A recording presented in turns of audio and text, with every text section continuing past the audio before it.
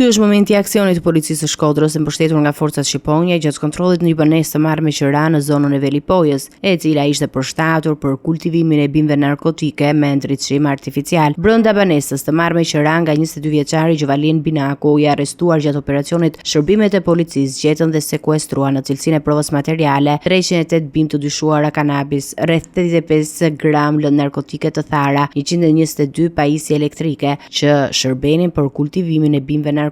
si dhe 4 aparate celulare. Gjatë vimit të veprimeve hetimore, policia ndaloi edhe 25 vjeçarin Robert Vata, punonjës i OSHE-s, nga kontrolli i ushtruar në banesën e tij u gjetën dhe u sekuestruan 3 dhampa të dyshuara për përdorimin dhe kultivimin e kanabisit, si dhe një përforcues grushti. Po ashtu janë proceduar penalisht dhe 2 punonjës të tjerë të OSHE-s, përkatësisht 50 dhe 59 vjeç, të 2 banues në Velipoj, të cilët dyshohet se kanë shpërdoruar detyrën në bashkëpunim duke favorizuar këtë veprimtari të palishme. Ky aksion shënon fazën e 4 të operacionit policor të koduar Neonët 4, duke çuar në 7 numrin e ambienteve të zbuluara dhe të koditura deri më tani. Uniformat blu të Shkodrës bëjnë me dije se puna vijon për dokumentimin e plotë të kësaj veprimtarie kriminale, ndërsa materialet procedurale janë referuar prokurisë për veprimet mëtejshme.